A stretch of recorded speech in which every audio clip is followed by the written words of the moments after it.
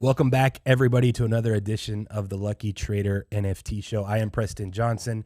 After a quick little short hiatus last week, we were all in New York City. A lot of this audience was, at least.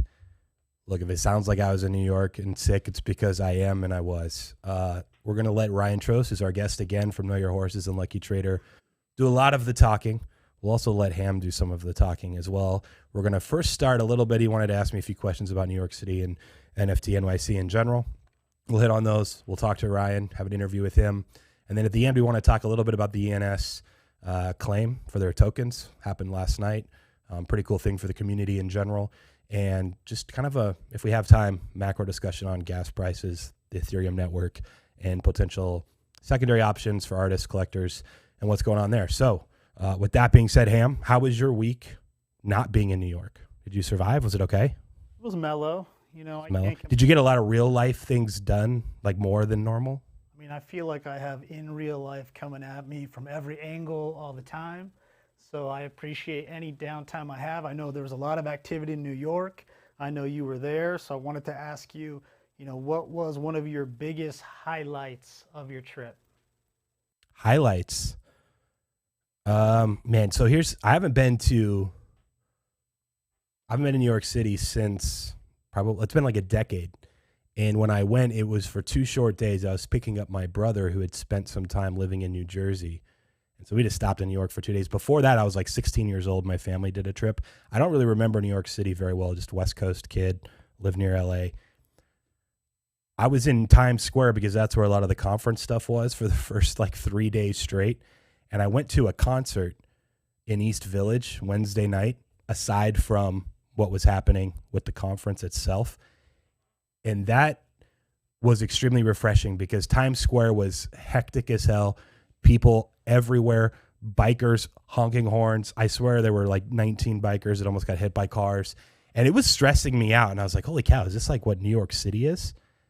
And then I got to East Village and it was like way more mellow, laid back, like open Italian coffee shop, some art galleries. And I went to the Justin Aversano Quantum Art one, which was nearby right before we went to this concert.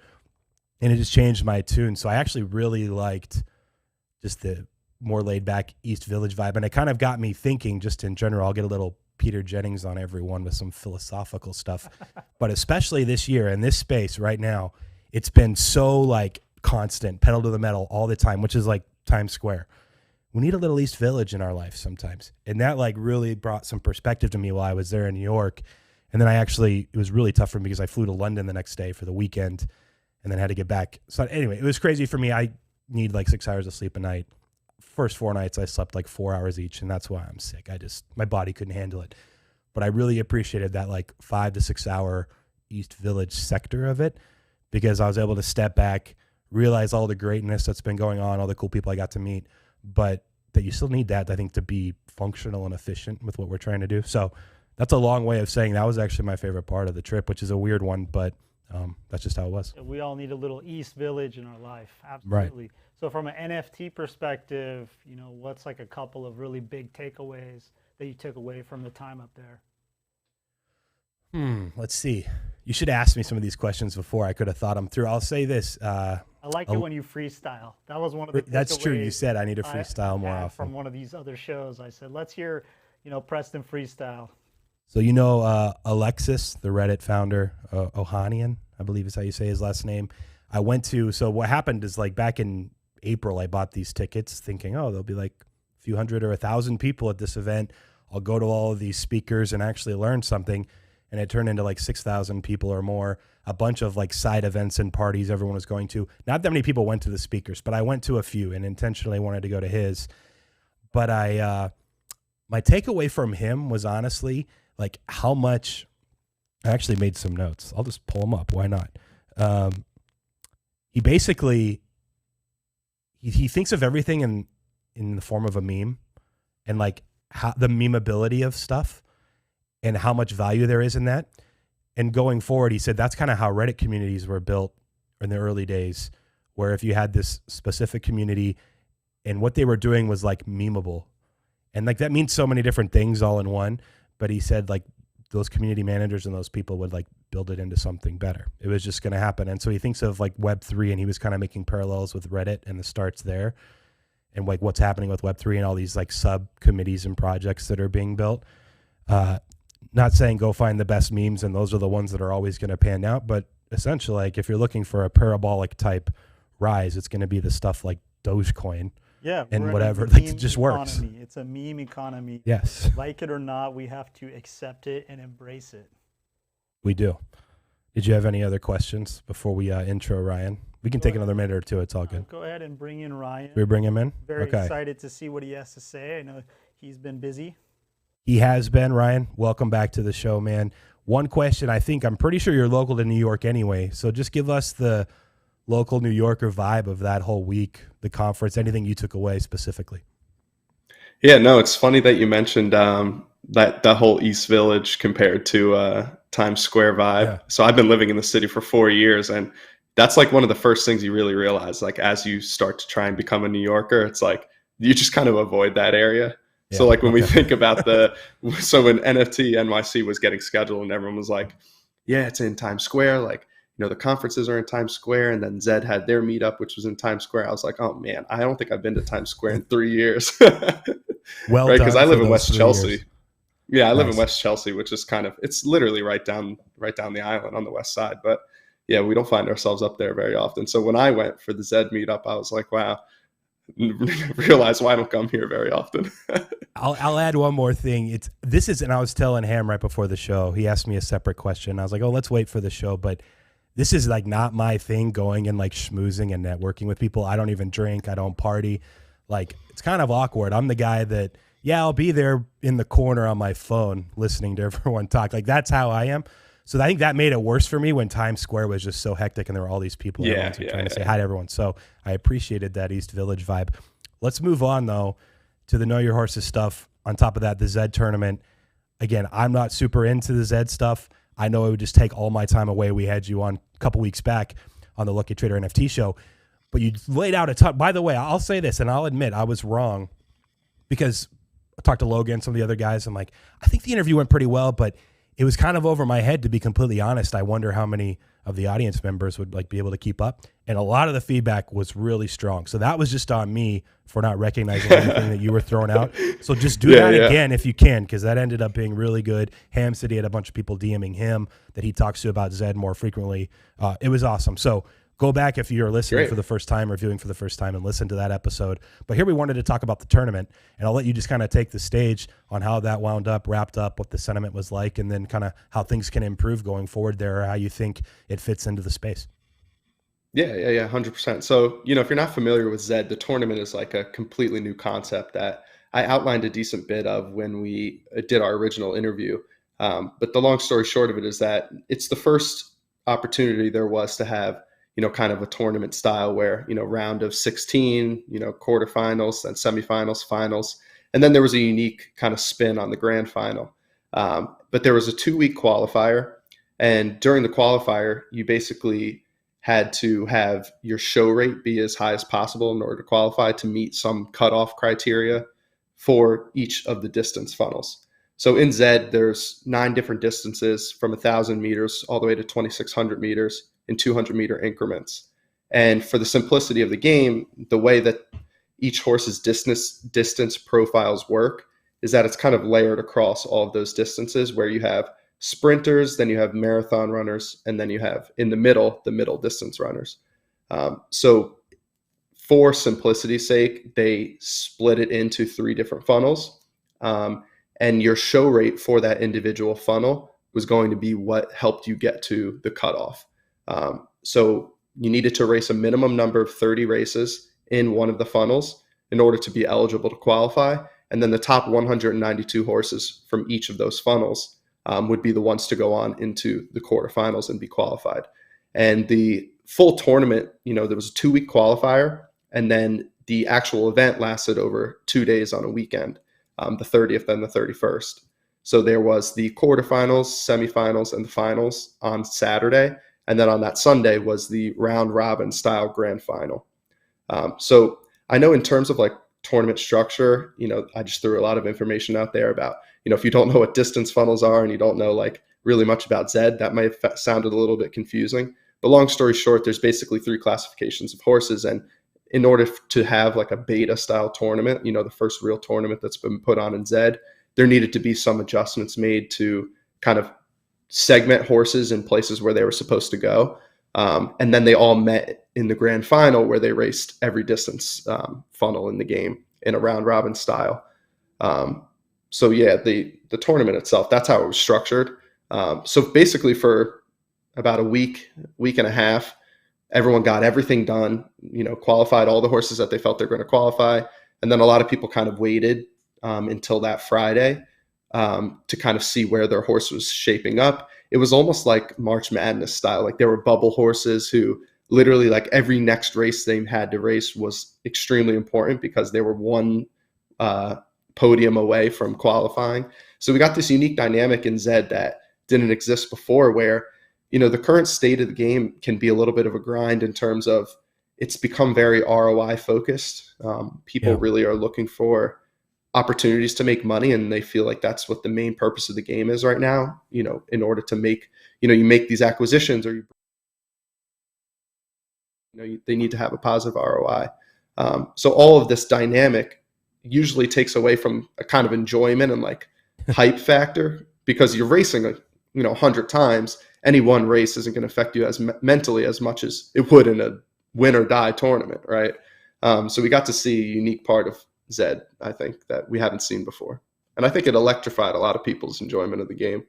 Let me ask you, were you guys covering and streaming during a lot of these races, and especially that round robin tournament, I guess the 30th and the 31st?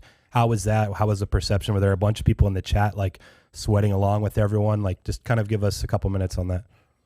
Yeah, so unfortunately that Saturday and Sunday, since it was the weekend and we kind of do so much, Zed related, Lucky Trader stuff during the week, Tyler and I weren't able to stream on those days. I think he was away for the weekend. And I had some other arrangements that I couldn't stream, but we did do during the weeks, the 2-week qualifying, we did a basically midday stream where we talked about, our horses that we're trying to qualify. We had a bunch of people in the chat joining qualifying races with us. And for, a 12 o'clock or 1 o'clock in the middle of the day stream, we were getting a lot of people in there who were like at work trying to watch us while they were doing whatever. Work from home has changed things, so you can get a midday audience. But in general, the perception was positive in my opinion. But there's some very obvious tweaks that need to be made for the next tournament that Zed and the Zed team have definitely heard. And hopefully they make those arrangements. As of right now, we don't know exactly the changes that they'll make. But as we continue discussing, like I'll definitely give my perspective on things that I hope get changed and also what I think will get changed. Let's get right into those. Like you said, you're not sure which ones they'll actually change and take to heart, but regardless, give us at least your 2 or 3 that you think are going to be most important or most significant that you guys caught as you were following along. Yeah, so the way that the racing algorithm works in Zed is that it distributes distance profiles in a kind of a symmetrical manner. So in terms of how often your horse can win or get 12th place, which is really, I kind of touched on this in the last one, where each horse has variance, right? And the greater the degree of variance, the more likely you are to get first and last, as opposed to finishing in the cluster of middle placements, 5, 6, 7, etc.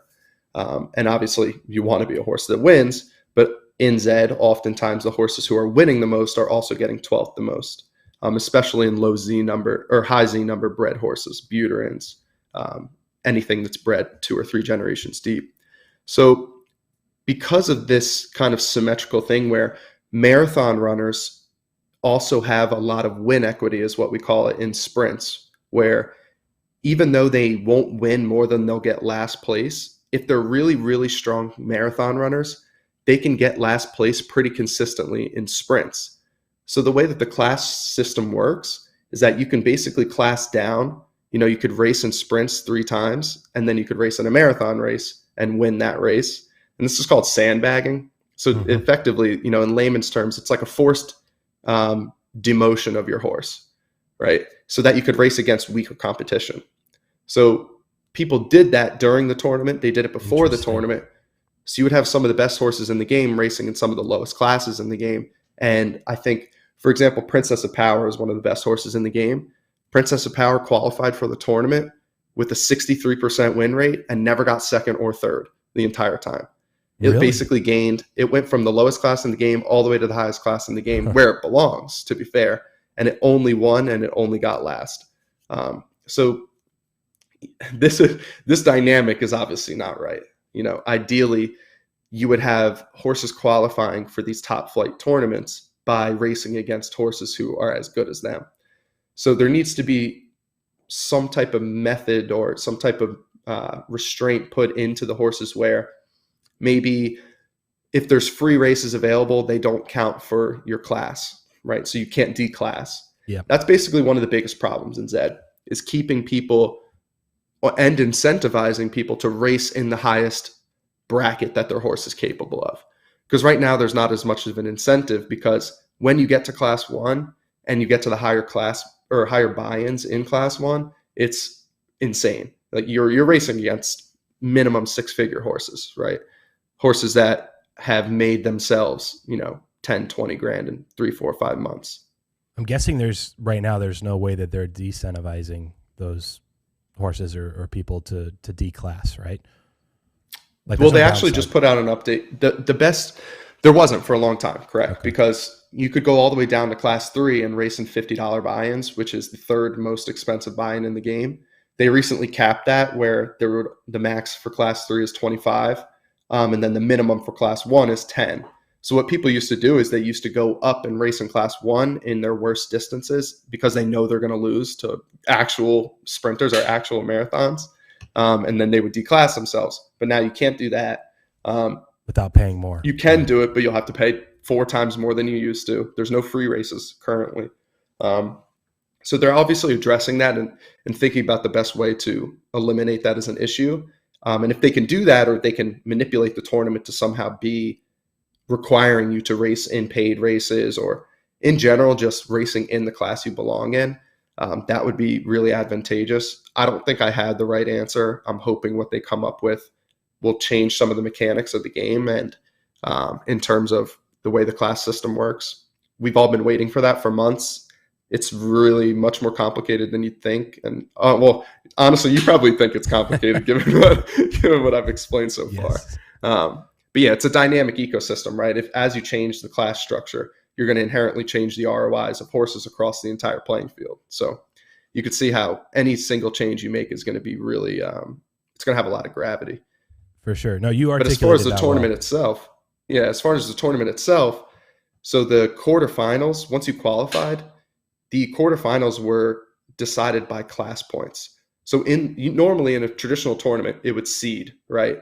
In the quarterfinals, a 16 seed would race against 1 seeds, 2 seeds, 3 seeds, and 15, 14, 13s. Yeah. Right. So like the best horses would race against weak horses because it's almost like a bye, right? Because you did so well in qualifying. That's not how they did it. In the first round, they basically put all 12 of the best horses against each other. Oh no. So like 65 or 9 out of 12 horses who were the best in the game were wiped out in the first round. Did people know that was going to be the case, or was it just like right when it happened? They put it on the site, but we didn't interpret it to be that way because we thought that they would seed it. And when they didn't, people were definitely pissed. Yeah, that's brutal. I don't think they'll do that again. That was There's like way more. The idea was, yeah. The idea was because payouts for the quarterfinals, like if you got third place, you'd make $450, which right now is what, almost 0.1 ETH. Only 1% of horses have made 0.1 ETH, right? Like there's so many more horses alive than there are racing who can't actually compete with the monsters, right? Like, long story short, if you race against some of my horses in class 1, like you better have a really, really good class 1 horse, or you're never going to make money in that class, right? So making 0.1 means, one, by the time you make $400 or $500, you've either classed up to the point where the competition's too much for you, or you're mismanaging your buy-ins, racing for too expensive, doing, generally poor risk management. But it's very rare to have a horse that consistently makes money, unless you're really good at managing it, which is kind of what the system has come to now. So hopefully next time they make it so there's some seeding, but we'll see. I'm looking at Princess of Power on your site, Know Your Horses, Mm-hmm. and it says it has had 11 ETH of profit with 123.8% ROI. You know, how does Yeah, that it's actually stack more up? than that. It's more than that. Oh, that's the most profitable horse in the game. Yeah. It is. Okay. Yeah, by far. I think What's your it's the most question profitable horse in exactly? the game now by 3 ETH. I was going to pull it up, and if you kind of wanted to walk us again through some of these features, because I thought that was pretty Yeah, and this is helpful. also one of the most prolific sandbagging horses in the game. So that entire analogy I was making earlier about one of the biggest problems with the game, I could sum up just by looking at its chart The actually. traits. Mm-hmm. All right, yeah, go for So it. right off the cut, so if you haven't been to our website before and if you haven't played Zed before, this is the horse overview page. So the idea here is we give you all of the information in terms of analytics, financials. There's a sidebar menu on the left where you can navigate this page and sort it to your heart's desire to kind of, really get a full view of everything about your horse right now. There's not really much that we haven't added here. So, and if there is something, please let us know. But when you scroll down a little bit more, you can go all the way so I can have both sets of charts, actually a little bit higher so I can see the tournament stats. So we still have these tournament stats up. So basically you can see Princess of Power was ranked 61 out of 30. So we segmented it into rank out of every horse who's raced 20 races in that funnel, and then 25 races in the funnel, and then 30. It was a way for us to let people track horses who were coming up in case theirs was on the bubble. So they could see like, oh, a horse with 25 races is almost at the cutoff. It's probably going to push me out of the top 192. I might need to race more. So that's kind of why it's segmented like that. But she only raced 30 times, right? A lot of horses raced more than 30 times. That was the minimum needed to qualify. A lot of horses stopped right there because if every single time, obviously after 30, your percentage can shift 1 to 2 basis points just by not showing in that next race. And she's not a high shower. She's a really high win rate horse. So if you look at heat by distance, that's kind of like that red chart on the bottom. So when your horse is favored to get in the top 1, 2, or 3 in a race, it'll pull what's called flames, and there'll be a little flame icon next to the horse when you're looking at the race on Zed. You can see pretty clearly, like this horse has only ever not pulled flames in a marathon race like one time. So that's why it says 100% in 22, 99% in 24, and then 100% in 26. It's one of the best marathon runners alive. So, but what you can't see, well, you can see in the average odds by distance. It's ran 279 1,000 races, 223 1200s, and this is in the average odds by distance right above in the next chart. In the parentheses, you can see the number of races. So you would think this is the best marathon runner in the game. Why does it have over almost 500 or more than 500 sprints in its career? Well, it's literally never been favored to get 1, 2, or 3 in a race in sprints. It's almost always going to get last place or somewhere along that bell curve. Like it'll form a U, but it'll have the 12th place. So if you go to the horseshoe real quick, which is on the left side underneath Princess of Power's name, all the way over. Far left. On the left side menu. Down further. Down. There you go. Yeah, the horseshoe. So this is like a feature we added so you can get a view of every single distance and the horse's performance at those distance. So if you look at 1,000, 1,200, you see how she's only gotten first 44 times. So she still has variance, right? Her second most favored position in sprints is first place. But if you look at last place, she gets last place 3 times more than she gets first. And like that's insanely not profitable, right? Like you're going to consistently lose money just because the horse's variance doesn't pay up on its front end, right? Like when it runs really slow, it's still running really slow. But when it runs its fastest, it can still win. But if you scroll down to where her marathons come in, you get this pretty drastic change where now she gets first more than anything and almost never gets last. That's wild. Right? Like her last is by far her probably 4th or 5th most common position. And she's hot 100% of the time, basically. So this is like the most asymmetrical performance across, distance preference that we see. So she can race in 1,000 meters and declass herself all the way down to class 5, which is the lowest in the game. And then she could just win every single class 5 race. So before the tournament, this horse went all the way down to class 4. And then it basically won 63% of its races, 30 races. I think it won 24. Is that the math? I can't do it off the top of my head. Oh no, Probably But more it- like 19 out of 30, I think, this is is 19. 63%. 101, huh? Yeah, this is so. If you don't know major stables in Zed, the people who own this horse are called Arbitrage Racing. They're the best stable in the game. If you scroll up, I'll gas them up really quick just so you guys can get an idea of what I'm talking about. I'm sorry, go to overview on the left side bar. And then you see where it says owned by Arbitrage Racing underneath Princess of Power's name. Yep. You can click on that. So anytime you click on that, that'll bring you to a stable's entire page with all of their horses. Back on that left side menu, do you see where it says profit and loss? Do you mind clicking that for me? It's crunching the numbers. So if you've never seen a P&L chart before, this is in ETH, right? So this stable has made about 37 ETH since May 1st. So if you're a numbers person, that's do you have one in dollars? 5 months. We don't have it in dollars because we don't store the ETH spot price. It'd look better. That would destroy our site. Yeah, it would look insane. But you do the math now, they've probably made at least 6 figures in raw profit.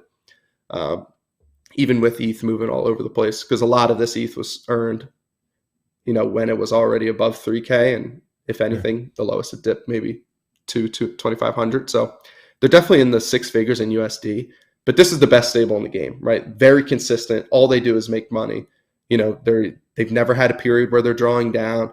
If you know anything about professional money management, like back when I was a professional day trader, if you showed this to any hedge fund in the world, they would throw as much capital as possible at you as long as you could scale it.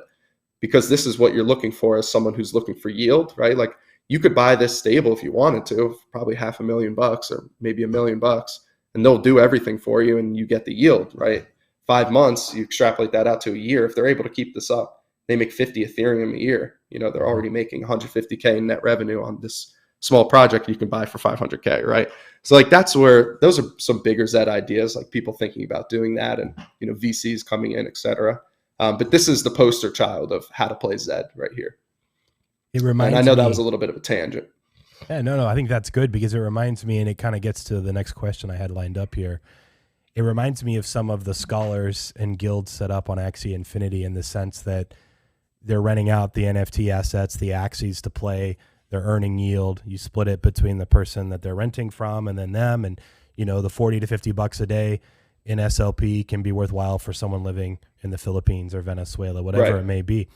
Now, this is a little more higher stakes where a VC could come in and say like, hey, you run it for me. I'm going to give you this money up front. And it's also a bet on Ethereum. Like, of course, earning 50 a year sounds pretty good, especially if you think it's going to be worth more than 4,800 in like 10 years. The horses they're ETH farmers. Like if you really break it down, you are farming ETH at a pegged USD amount, right? So like we race in USD pegged amounts, and as ETH moves, like in bear markets, you're technically racing for more ETH than you were before, and that's been an interesting dynamic. Usually when ETH's on a big rip, there's a lot more racing going on because everybody's cash USD liquid, right? It's a good point. Yeah, this is interesting. So then getting to the question, how do you see, whether it be Axie Infinity, other play to earn games, Zed Run, I guess the way that you put it here when we were chatting earlier, you said you wanted to touch on like skins, partnerships, sponsorships.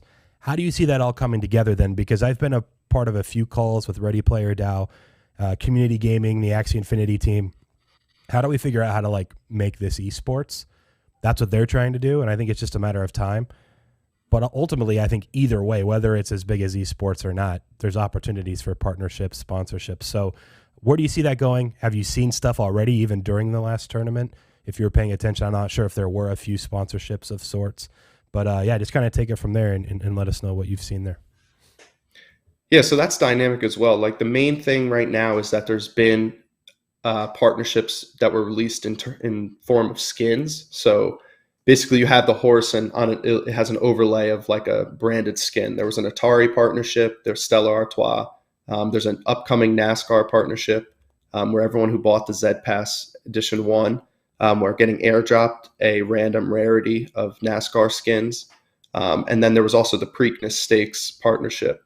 So those skins are going live by the end of the year. I believe you'll be able to trade them starting November 12th or 14th. I'm mixing up the dates in my head. Okay. So in the original auctions, they were sold, auctioned off, and they were packaged together, right? Like you couldn't sell the skin without owning the horse. Like you would just sell it as one package. Now they're splitting it up. So the skin itself is a unique NFT. So that means that you could attach it or detach it from any horse you want. So if I own one of the best horses in the game, I might say to myself, why not reach out to the AB InBev group? Why not reach out to whoever's leading the Stella Artois marketing and be like, hey, I own, a Stella Artois branded Zed Run racehorse. I plan to race this thing 1,000 times in the next 2 months. There's 12 horses in each race. Let's say 50% of people are watching every race they run, right? You're having 6 times, however, permutations out, number of eyes on your individual brand in a game where the people playing are technically pretty liquid, right? Zed's not necessarily a cheap game, especially if you're racing in the top flight. A lot of those horses who are racing in Class 1 are going to be owned by people who are looking to either buy more or invest deeper into things like partnerships or branded horses. So the opportunity there becomes, kind of what you make of it. If you own one of the branded horses, currently I think it's kind of on you to be creative and think about ways to make things happen in that respect. From my perspective, I own, as part of Lucky Trader's stable, a Z1 named Life Artois, who is a Stella branded Z1. His skin will be separate from him, but we also own a Z2 Legendary who's named Artois. So I bought it, named her Artois, just in case she ended up being good. And she ended up being one of the best marathon runners in the game right now. So I will take his skin and put it on her. And then I could literally say to whoever I want, I'm saying, I'm racing one of the best horses in the game and the biggest buy-ins in the game. And I'm putting your brand on a pedestal because it's being viewed by everyone watching this. So the next time there's a huge tournament where everyone who plays Zed is watching, 10, 20, 30, however many tens of thousands of people are watching, I will have your brand being represented because I'm running a horse with it on there. So that's where the potential for these really big races become important, because you even have this upcoming Netflix partnership, which we don't necessarily know all the data about yet. Yeah. We know there's going to be a big race. It's going to be a sponsored race. We don't know who's invited, what the buy-ins are. That should be coming the next 2 days or so. But that's this perfect opportunity where a company can come in and say, we'll throw 10, 15, 20,000 bucks extra onto this race. Every single Zed Run race for the next, 2 weeks should have, it's be the harder they fall, right? So if that is in every single 3D race and on the homepage, you're getting tens of thousands of eyes on your movie, your brand, whatever it is. And that's valuable to people in terms of marketing. So these big companies are interested, obviously, in these partnerships because, AB InBev's a huge company, the Preakness Stakes, NASCAR, Netflix, a Netflix movie, there's an appetite for marketing in Web3 spaces, especially in play to earn games. And Zed is already making those strides and connections to those groups. And that's going to continue to happen. Depending on how this race goes, we might get a tournament where a company comes in and says, we'll do this huge sponsorship. And, in exchange, you guys run what, I think there's like a couple thousand races that run a day. A couple thousand races running a day for 2 weeks. You have 20,000 races, 12 horses in each race. You're going to get a lot of eyes on your product. So I think those partnerships will really provide opportunity, one, for added value to people who play the game and people who play the game at higher levels, or people who want to own collectible style items. And I also think it opens up the door for people to be really creative with the things that they own. I've actually been surprised that there haven't been more companies that have jumped in, whether it be Zed or other play to earn type companies doing tournaments. I'm not sure, what was the prize pool real quick for this last tournament for Zed total? It was like 30,000. Total prize pool was 300 grand. It was 300,000. Yeah, 300 grand. Okay, that's a lot more than I realized, because I know some of the few tournament style Axie stuff that's happened way smaller scale. It's like 25K, maybe 10K here and there. And it moves the needle a little bit, but really not. We're used to seeing big numbers in the six figures, like poker tournaments or DFS, whatever it may be. So I'm like, why hasn't a company come in and just been like, hey, yeah, we'll put up 100,000 to do this tournament or even more? and they just get all the eyes on them. I'm not sure. It's probably just a matter of time, but they're That's walking, my the hunch waters. is my hunch is it's one, a matter of time. Two, it's perfecting the racing ecosystem so that those tournaments are structured appropriately and are reflective of what you're trying to do, right? Like if you want to have a tournament with the highest podium percentage horses in the game, the qualifying needs to be set up in a certain way. I think you're probably more likely going to see like, a couple tournaments a year that are huge, like full, 1,000+ horses qualify, and it'll be a really deep run to see who can make it all the way there. And the winner might make $100,000. I think the winner of this one ended up taking home total like between 40 and 50,000, Nice. which is that's more money than any Z horse has made in 2 or 3 months, right? So that's the potential of the game, is for these really big inflated prize pools to make there a horse who wins like the virtual Kentucky Derby. There will eventually come a time where, in my opinion, we could be a year from this. Who knows? Ooh, this is spicy. But I think there will come a time. Going. I think there will come a time where a horse wins, 6-7 figures in a single race. So within a year time. All right, 6 figures. You're right for sure. 7 is spicy. I thought you were going to say something about the comparison of Zed Run and the Kentucky Derby in the eyes or popularity of the two. Oh yeah. Within a year, that's where I was like, wow, okay, this is like, we had someone on one of the other earlier shows I did today that said Mac Jones is already a top 5 quarterback, and we had to stop the show for 5 minutes and talk that hot through. Takes only. You didn't quite go there, so that's fair. For sure, 6 figures, you'll be right, in a year. And $1 million prize. Yeah, maybe honestly, overall prize pools. Maybe overall prize pools over $1 million. For sure can get to a 7-figure overall. Yeah, man. Yeah, and I think that's a big vision for the founders of Zed too. Like, they dream about that day where a horse is storied enough to have, that type of thing happen to them. Like the horse figured it out, is the one who won the tournament zeros, kind of what I coined it a while ago. And I guess that's kind of caught on because it's inaugural. I don't want to call it tournament 1 because there's some flaws in the structure of it, and et cetera. Sure. But those top 3 horses, it was Figured It Out was number 1. Ready, Set, Boom is the horse who got 2nd. Then Princess of Power actually got 3rd in that tournament, which has pushed her to be the most profitable horse ever. Where those other 2 are now obviously extremely profitable. But they were NAC Genesises, so Nakamoto Genesis, which is the best bloodline thoroughbred horse in the game, where Princess of Power is a bred horse from the secondary bloodline. So that's also an interesting little snippet to gas her up as well and her value. But the biggest thing, and you touched on, different ways that things could go in terms of, do we want these really big tournaments? Like, do we want a Kentucky Derby? Do we want like the Open, like seasons, like really big races, the Preakness Stakes? Like, is that the goal, or does the goal become, let's have new and enticing game modes a la DFS, right? Like, why isn't there double ups, right? Where you can come in, you could race your horse, and if you're in the top 6, you double your money, arcade style. You're already racing 10 times a day each horse. Why not provide new and unique ways to make money? I think the answer to that is all the above eventually, right? Like it's a no-brainer to do all of them when it's all said and done. Right. Ham, do you have any last questions about this with Ryan? I think I got through our little list that we had set, but any last thoughts? Or Ryan, if you have anything you left out to this point that you wanted to make sure we hit on, now's the time. I think I honestly was able to touch on most of it. Well, good work. In terms of what you showed us with Princess of Power and essentially sandbagging, I know people in the community, typically are not going to appreciate that. However, that's part of the game at this point. So is that kind of like what you're getting at? Is that the site should try to put in some kind of measures to make that less viable?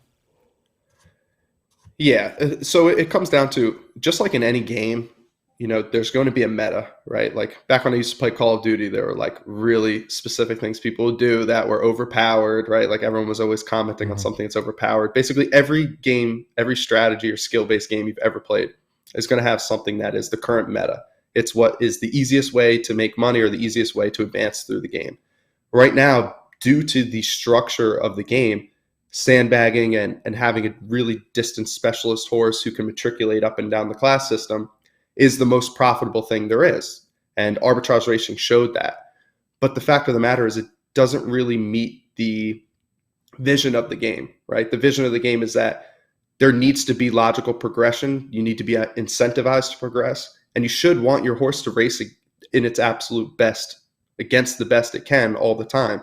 And you should be rewarded for taking that strategy. You should be rewarded for having a horse so deep into class one, sandbagging is not even an option for you. And I think Zed and a lot of the community members agree with that, mostly because they want these horses out of their class, right? Like if you're a class 3 horse who is a true class 3 horse, it's a real pain in the ass to have to race against Princess of Power, who's one of the best marathon runners in the game, in your $10 buy-in, because she can't find any other races because class 1's too slow, right? So like that's it's a much more complicated issue and dynamic than that, because you have an entire secondary market that is dependent on ROI base and the current meta, right? Like the most profitable method right now is finding unknown distance preference horses and racing them in the distance preference they've never been raced in before, and then trying to flip that for a profit or just owning it as an intrinsic value play. But that is probably going to get diluted really fast. And as a result, you have people who only run a race in the sprints or the marathons, and then no one wants to race 16, 1800. While back when we had odds, that's where everyone raced because they wanted to be a U-shape like Vanilla Bean. And the game will change as new features are updated. Like, when the tournament came out, all anyone wanted was horses who were able to podium efficiently a ton of times, right? If the new tournament, is more about winning than it is about getting second or third, all of a sudden the market will be like, oh, we want U-shaped runners. We want, the highest win equity horses in the game, which by default are going to be either hyper specialists like Princess of Power, which are literally 1 in 100, 1 in 150,000, or you get a U-shaped runner who are a dime a dozen because variance and deviation is so common in deeper bred horses. The traditional U-shape, which anyone who plays Zed will be familiar with, those might all of a sudden become really high in demand. So, my advice to anyone playing and anyone looking to get involved is that whatever you learn and whatever you get up to speed with, you do have to understand that Zed is an extremely dynamic market. It's a beta game, and you can take that as light as you want because obviously there's a massive secondary market. But the fact of the matter is that when the game's complete, we'll know. And when it's not complete, you have to be able to be on your feet and look for things that you think have long-term value. A lot of people like to buy Genesis horses because, if one day Zed introduces a native token, or some type of governance DAO that, is funded by people who own Genesis, like a token that gets airdropped or whatever, just like ENS, like all of that is potential. But, and this is obviously not financial advice, but you need to be able to do research and come up to speed with the market and the current dynamics of Zed and the meta. And then as it changes, you need to be either fast enough to figure that out or be able to identify your little niche where you're like, okay, that next update didn't change what I've been doing that much. I can still continue to play. Or if you want to play for fun, you got to identify yourself as being someone who plays for fun. Zed is the most fun I've had playing any type of game, but I also have a proclivity towards risk. I like to gamble. I like to do things like that. If you just want to watch a horse run, you're going to have to be playing against, borderline professional gamblers who now have matriculated their way into Zed. Hopefully the ecosystem will, it's not a joke at all. There's millions of dollars on the line all over the place. And those are real numbers. Even the Lucky Trader stable could be valued in similar ways. So it's important to recognize who you're playing against. And if you want to be that type of person, you have to be willing to put in the time to get that good. Arbitrage racing, these are, guys who are really highly analytical and traditional finance jobs. Like, I'm an ex-professional day trader, biomedical engineer. There are people who are playing this game and trying to make it a business. As the class systems change and the equity field gets, pushed out and free races are available, the play to earn starts to get cycled in a little bit more, and the pay to win kind of separates out to like a pro racing scene. Will be the people that you'll be watching, on the big screen essentially, or whatever Zed's version of that will be. But you'll still be able to, set up a race with your friends, whenever custom racing comes out. And if you want to, race your horse against your friend who's been talking trash, you can have fun and do that as well. Organize your own tournament with your, community you're involved in. Let's say you're in, XYZ NFTs community and you guys want to have some fun and race some Zed horses, or you want to do it as a company retreat. Like all of this stuff is possible as the game develops. And I think that as the fields change, you'll have people who are able to play for fun and get value out of that as they want. and they'll start to separate from the people playing at really high levels, with VC capital, independently wealthy people, or people who made their way from the bottom up. In terms of our own Zed journey, we started playing Zed with $200 a piece, me and 5 other guys. And we turned that into, Vanilla Bean is probably worth, 30, 40,000, and the stable itself has made, enough to value everything at 100 grand. But that's, a very unique opportunity. And we kind of hit gold with who she is as a racer. And it was at a time when the game was coming up. So it takes a lot more work to get something like that right now, especially in this current NFT market. But yeah, it can be a valuable experience on both ends of the spectrum. I was going to say, you turned it into a lot more than Vanilla Bean, I think. Like this entire platform, like your new life, like right. It's a lot bigger than just that monetary value of the horses themselves. So for one, good work on that. Congrats. Thank you. 3, tell everyone where they can find you before we let you go. And then, yeah, man, just keep up the good work. Great. Yeah, you can find me directly on my personal Twitter, which is in the bottom right-hand corner, at Ryan Trost. I'm very active in Discord. That's probably the easiest way to find me. If you go to the Zed Run official Discord or the Know Your Horses official Discord from the website, or even the Lucky Trader official Discord now, you can find me on the right side bar in any of those chats. I'm just Ryan Bar at knowyourhorses.com. My exact one with the numbers and everything, you can just find on that when you click on Discord. And then, yeah, on Twitter at Know Your Horses. I'll be producing content and everything pumping out from there. Beautiful. Thanks, Ryan. We'll catch you next time, man. Take it easy. Thanks, guys. There we go. You got it? You got everything down? Sort of. Is your mic on? I'm on. All Here. right. I'm here. We got a few more minutes. We got to wrap up, but we wanted to talk. One, let's talk about ENS first, and then we'll get into gas stuff on the Ethereum network and side chains and stuff. I think it's good info for people that made it through this far, or people may forward to this point if they don't know Zed. But when we repost, I'll tag the times. What happened yesterday with the claim of ENS, the tokens? What did you decide to do? Just give everyone a little bit of a rundown. And then today you were telling me you were talking to like a finance friend, investing friend, and he's pretty bullish on ENS. So you haven't sold them yourselves. What's your kind of play overall here? Well, first of all, when I registered hammers.eth, I went ahead and just did it for 20 years so that I wouldn't have to go back and do it again, thinking good decision.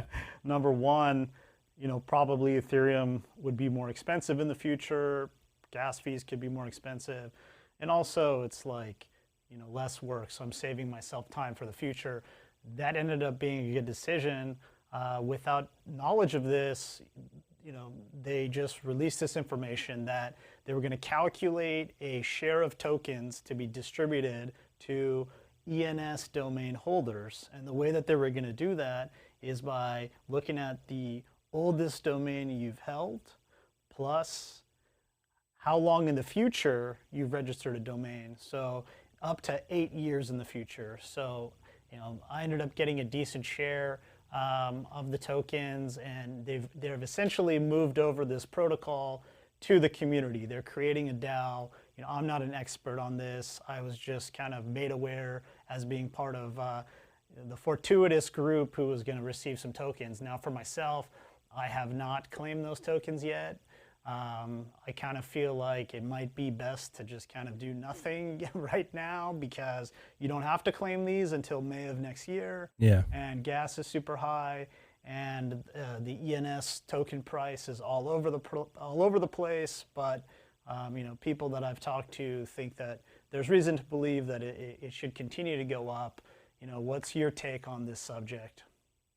My take is I claimed them. I wasn't worried about the actual gas price. When thinking about it, you're right. In a few months, it might be cheaper to claim them if gas is down. So I didn't think through that.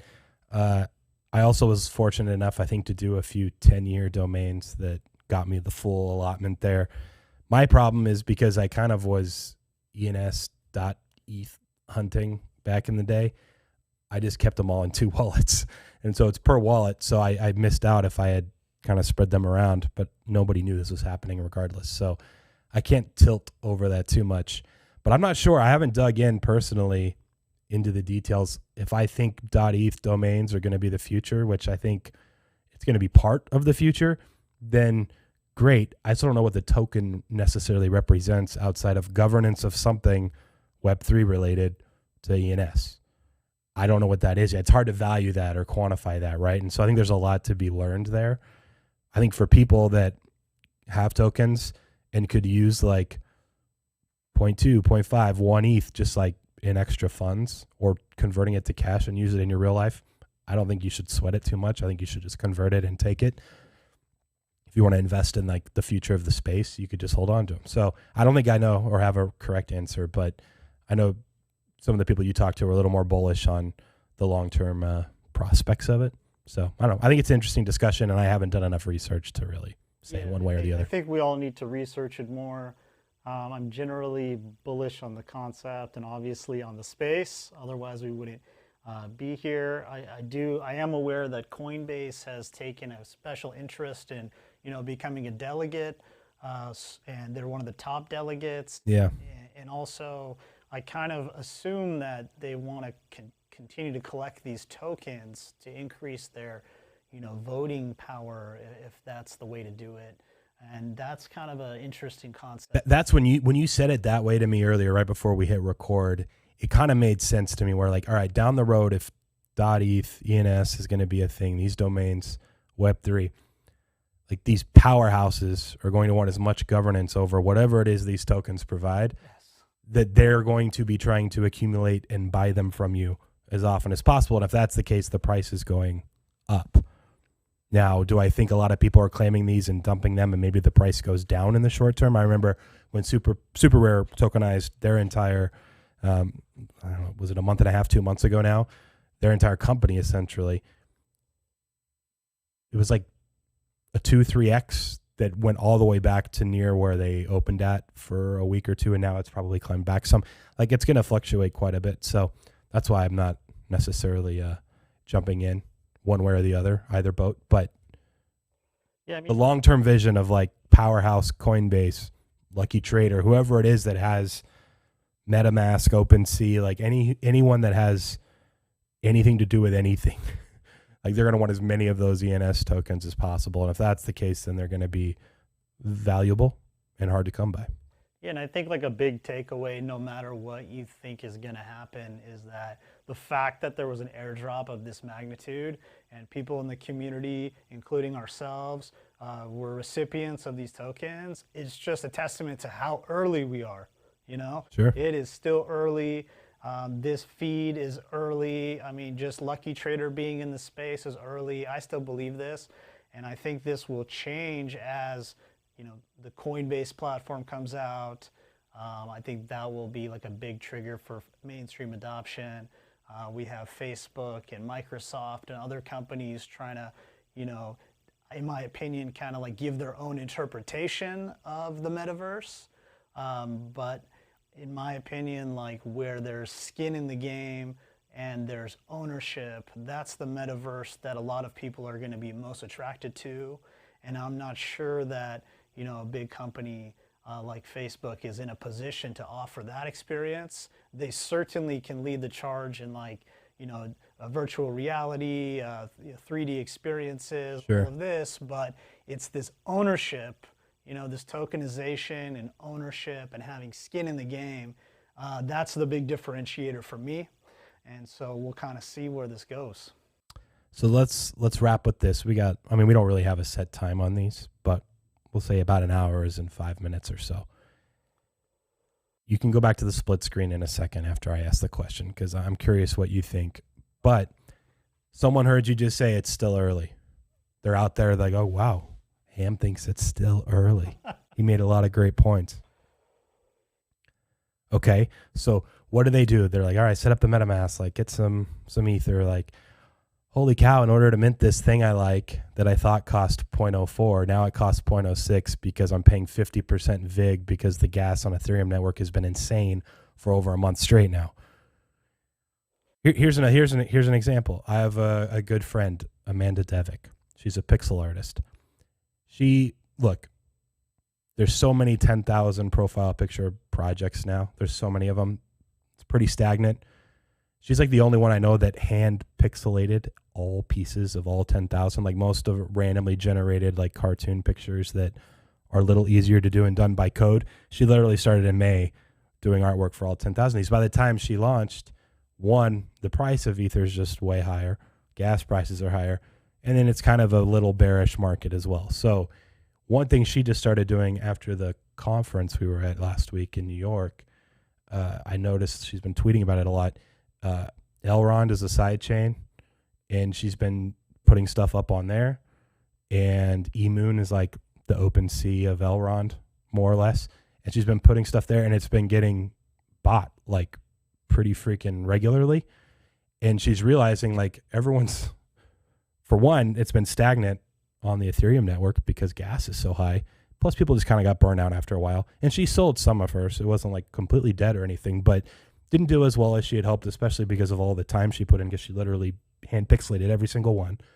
There was actually like you could choose like 3 different alignments too, like evil or good or neutral, which is like unique, right? It wasn't, no one's really done that before. It was like wizards and mages. So here's the question then. Do you think the sidechain stuff, because she just started posting stuff for fun to like test the process of using another wallet, using another chain. Each time she sold a couple of these like elves she was doing, it was like $320 a pop. And now she's made like, you know, 12 or $1,300 like in a day of just testing it out, because I think people are just testing Elrond out and they're actually flipping things. And there's actually a secondary market that's starting to accumulate over there. So I think it's something that people need to actually start paying attention to regularly. I'm not trying to shill Elrond. I own zero. It could be Solana stuff. It could be Tezos. Like, it doesn't really matter to me. But the point is the gas is a big issue. I think it's slowed down the like bull run we were on. Absolutely. And what are your thoughts then about sidechains? Have you used any of them? And I think more so than just collectors, the artists want a cheap way to express their art and like make some money ultimately. And they are having trouble doing it right now on the Ethereum network, and that's ultimately a problem. Yeah, you're absolutely right. You know, the gas prices are marketplace killers, you know, especially for new projects. So new projects come into market, first of all, you know, the whole minting is going to be astronomically expensive. Whereas before, projects were selling out very quickly.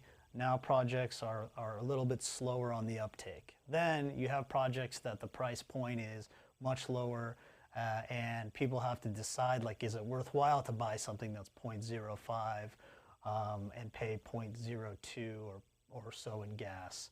And so this has definitely contributed to a lot of the slowdown in the market. Have I ventured off into other chains? I mean, I've certainly thought about it. Zedrun takes advantage of the Polygon network, and that's the main like layer 2 that I've been involved with. I looked at Solano, I looked at some of these other these chains, and I think there is a use case for all of those in terms of having lower cost transactions. And I don't think the community has really gone in this direction yet, but I think what this has done is it's actually created somewhat of a divide between those projects that were earlier and the projects of the future, because those projects that have already dropped, already developed a community, already gone up in price, already become quote unquote blue chips, have actually gained more of an advantage and more time. And in this space, time is everything. And there's new projects that have pushed back their release dates. And there's also been new projects that have decided not to push back the release date and have been punished because of this paradigm with the gas. Mm-hmm. So it's for sure necessary. And what I always think about is, you know, NBA Top Shot. You know, I think that if you think back, you know, Roham and his team with Dapper Labs, you know, they did CryptoKitties. CryptoKitties is Ethereum based. They learned this. They realized this. And when they came to market and wanted to really make a big commercial product and sell moments that are worth $1, $2, $3, $5, you can't do that on Ethereum. So hence Roham knew, you know. Yep. And the interesting part about it though is like there's some innate value to having something that is harder to obtain. Yeah. And that's why, you know, these collectibles, if you want to call them that are on the Ethereum blockchain that are hard to get, they're less accessible, they're more desirable. I'll add this and then we'll wrap it up. I definitely was more on the side of, if it's not, I don't own anything outside of a few random Polygon drops that you get spammed with on OpenSea. I haven't actually purchased anything elsewhere before. I was like, if it's not Ethereum network, I'm just not going to bother. I've seen it now. This is what I think what's part of what got me into the space to begin with was just the ability for artists and creators to get their shit out there. And it's keeping people from doing that now. And now that's like, I have to just say, like, I think I was wrong about Ethereum network or nothing. And I think there's going to be use cases for a lot of these side chains. And you're right. The blue chippers, whatever, the historical provenance of some of these big time projects that have made waves, those are always going to stand the test of time and they'll be more coveted. It's going to cost them more. But there's definitely, I think, going to be a space for some of these other ones. So anyway, I thought it was a good convo to have a little bit as we wrap this up. Good job over there behind the computer. I don't think there was a single time you missed something. I'm now putting pressure on you for this ending. We can close at the right time. But good work, Ham. I'm trying to hang in there. You're doing well, man. It's like it's only your 4th show, and you didn't know how to produce stuff before we started 4 weeks ago. So keep it up. Shout out to Quantity Media. That's right. Quan, my producer from my sports stuff, he's been helping out as well. Thanks to Lucky Trader, guys. Thanks to all of you that tuned in. And Ryan Trost last time from Know Your Horses. We will catch you guys next week. Stay tuned and see you later.